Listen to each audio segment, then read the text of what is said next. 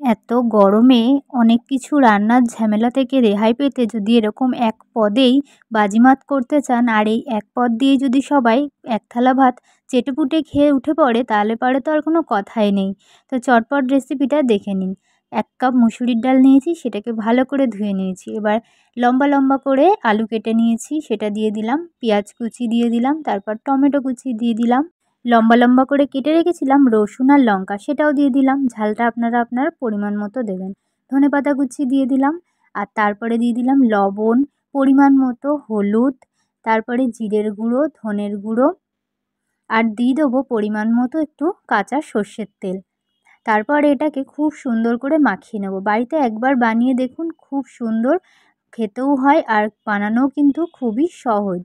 তো এটাকে খুব সুন্দর করে আমি কচলে কচলে হাত দিয়ে ভালো করে মাখিয়ে নেব।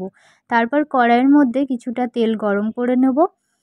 তেলটা দিয়ে তারপরে গরম করে নিয়ে দিয়ে দেবো হচ্ছে ৫ ফোড়ন আর শুকনো লঙ্কা। দিয়ে দেওয়ার পর এই যে আমি ডালটা আর সব সবজিগুলো দিয়ে মাখিয়ে রেখেছিলাম, তো সেটা আমি এখন এর মধ্যে ঢেলে দেবো। শীতকাল হলে কিন্তু আরও ভালো হয়, অনেক রকমের সবজি পাওয়া যায়, গাজর, ফুলকপি সব কিছু। তো এটাকে এবার নেড়ে চেড়ে খুব ভালো করে আমি ভাজা ভাজা করে নেবো।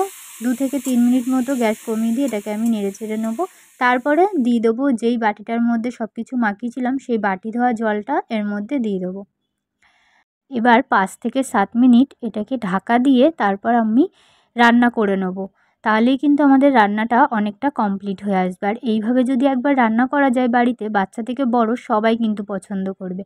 তো এই যে দেখুন ৫ থেকে ৭ মিনিট পর আমি আবার দেখাচ্ছি, কত সুন্দর ডালটা সেদ্ধ হয়ে গেছে আর ফুটেও গেছে। খুব সুন্দর একটা ফ্লেভার বেরোচ্ছে। তো আরেকটা প্যানের মধ্যে আমি একটুখানি তেল গরম করে নিচ্ছি। তার মধ্যে আমি ২ টো ডিম ফাটিয়ে নেব, দিয়ে ডিমের ভুজিয়া করে নেব।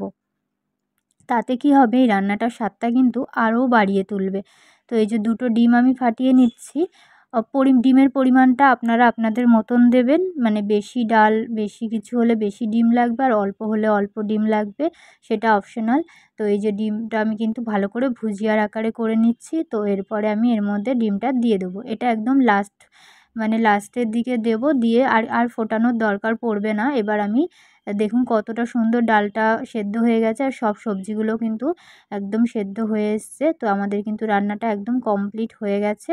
তো দেখতেই পাচ্ছেন কত সুন্দর হয়েছে, আর খুব সুন্দর একটা গন্ধ বেরোচ্ছে, স্বাদে গন্ধে একদম কি বলবো, এতটাই লোভনীয় এই খাবারটা।